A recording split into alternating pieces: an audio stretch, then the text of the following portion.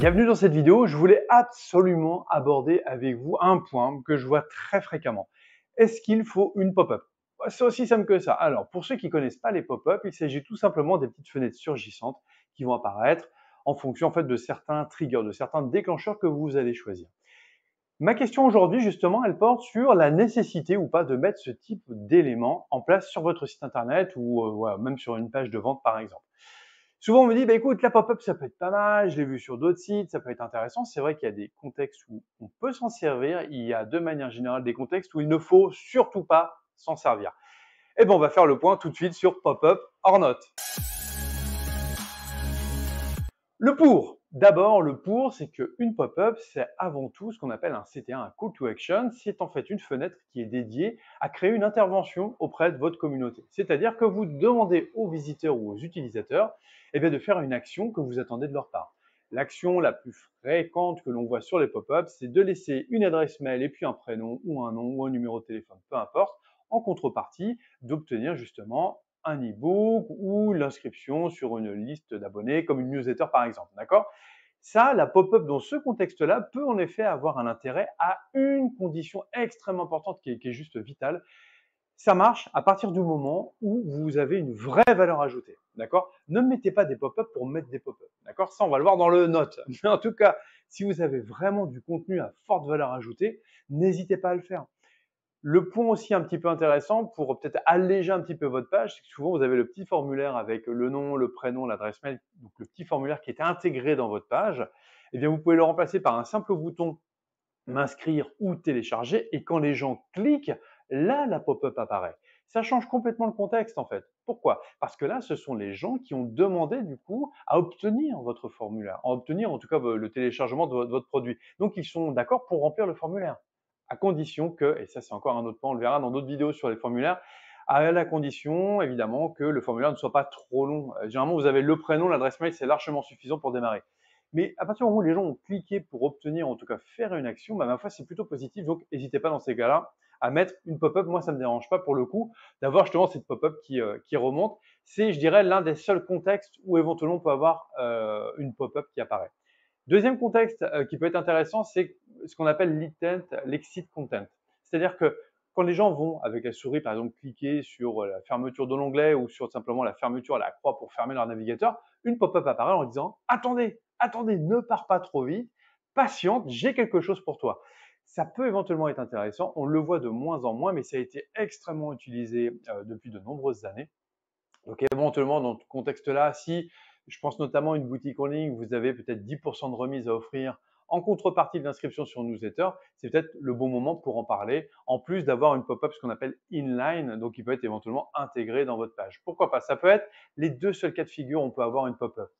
Et là, justement, bah forcément, je vais embrayer sur le parti Not Pop-up. Pourquoi la pop-up n'est pas une bonne idée? Déjà, première chose, sachez que la personne qui a créé les pop-up, alors j'ai plus son nom et son prénom, mais dans tous les cas, cette personne-là s'est même excusée d'avoir créé les pop-up à l'époque parce que c'est intempestif. Concrètement, vous avez une fenêtre qui vous surgit comme ça dessus, c'est pas agréable. D'accord? C'est pas agréable, personne n'aime ça. Souvent, en plus, c'est mal paramétré, c'est-à-dire que vous arrivez au bout de quelques secondes, vous avez cette fenêtre qui vous saute dessus alors que d'une part, vous n'avez rien demandé et en deux, vous n'avez même pas eu le temps de regarder un peu le site internet, de savoir de quoi il retournait, de voir un petit peu le contenu. Donc, les pop-up, oui, mais avec parcimonie, avec modération, vous en servez pas trop. D'accord? Uniquement dans le cas que j'évoquais tout à l'heure. Pourquoi pas? Parce que les gens se sentent agressés. Est-ce que vous trouvez ça agréable d'avoir un truc qui vous saute comme ça au visage alors que vous n'avez rien demandé? Non, ça ne plaît à personne. Ok? Donc pour éviter ça, utilisez les contextes que j'évoquais tout à l'heure et s'il vous plaît, bannissez sinon les pop-up. Personne n'est intéressé par ce que vous allez envoyer comme ça. C'est pas parce que vous avez à un moment dans un article, je sais pas, vous avez ou sur une page produit un truc qui vous saute à moins 20%, c'est comme si vous criez à côté de l'oreille de la personne pour lui dire achète, regarde, il y a moins 10%, achète. Vous voyez, c'est pas forcément très intéressant, ça n'intéresse personne. Donc, faites-le dans un contexte spécifique. Attendez une action justement de la part de la personne en proposant du contenu à valeur ajoutée. Vous verrez, les gens seront en tout cas vos utilisateurs, vos visiteurs seront OK avec ça, il n'y a pas de souci. Mais autrement, essayez d'éviter justement de vous lancer dans ce genre de choses. Donc, on évite l'installation des pop-up par pitié, s'il vous plaît. Et puis, de manière générale, Essayez d'incorporer ça peut-être tout simplement dans les pages de vos produits, dans vos pages internet tout simplement, ou tout simplement dans vos articles, de mettre ça, on appelle ça inline, en fait, une espèce d'encadré ou un petit bandeau que vous mettez avec peut-être l'inscription, le moins 10%, etc. Ça respecte votre charte graphique, c'est intégré dans votre site internet, c'est moins agressif, et ceux qui sont vraiment intéressés, donc qui sont rendus à la moitié de votre article, vont peut-être montrer un intérêt plus fort justement à s'inscrire que de leur balancer ça au bout de 10 secondes. D'accord? Donc s'il vous plaît, même si vous utilisez un éditeur qui va vous pousser ou vous forcer un peu à mettre du pop-up, à éviter impérativement. Et enfin, une dernière chose impérative, s'il vous plaît, allez dans les paramètres, allez dans les réglages et supprimez-moi tout de suite les pop-up sur les téléphones. D'accord? Sur les smartphones, même sur les tablettes, je vous déconseille fortement de mettre des pop-up. Pourquoi à votre avis? Je vous laisse 5 secondes de réflexion. À votre avis, pourquoi? 5 secondes sont passées. Moi, le premier, avec mes gros doigts, j'arrive jamais à enlever ces satanés pop-up parce que la croix, elle est toute petite. Donc déjà, voilà, visuellement plus, souvent le responsive, donc on va dire que la fenêtre n'est pas adaptative, d'accord? Donc en fait, vous avez votre écran du coup qui n'est pas adapté. En tout cas, la pop-up n'est pas adaptée, donc ça dépasse, ça déborde, on n'arrive pas à lire. Et puis moi, avec mes gros doigts, ben, j'arrive pas en fait à l'enlever, donc ça m'agace. Qu'est-ce que je fais? Je m'en vais. C'est aussi simple que ça. Donc s'il vous plaît, pas de pop-up sur les smartphones. Mettez, encore une fois, préférez le inline. Vous pouvez éventuellement avoir des petits encadrés qui se mettent en bas à droite ou en bas à gauche, d'accord? On va plutôt parler d'un élément qui est sticky, qui est collé en fait sur le bas de l'écran. Donc quand les gens vont scroller, vont descendre sur leur téléphone, le petit encart, le petit item va les suivre, un petit peu comme le bandeau de consentement des données. Pourquoi pas à la rigueur, mais uniquement si vous avez du contenu à valeur ajoutée. Ok?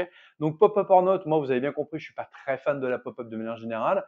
C'est quelque chose que je vais vous plutôt de manière générale déconseiller, sauf dans des cas de figure comme par exemple le téléchargement d'un e-book ou l'inscription à une newsletter à forte valeur ajoutée, ça peut être extrêmement pertinent. Ok? En tout cas, maintenant que vous en savez un petit peu plus sur les pop-up, pour les installer, bah, le plus simple, c'est d'aller dans votre CMS ou en tout cas dans l'outil que vous utilisez pour créer votre site internet. Vous allez voir s'il y a un tutoriel ou une aide. Vous tapez pop-up en 2 mots ou éventuellement attaché POP plus loin UP et vous avez accès normalement à toutes les indications pour mettre en place cet élément-là. Ciao!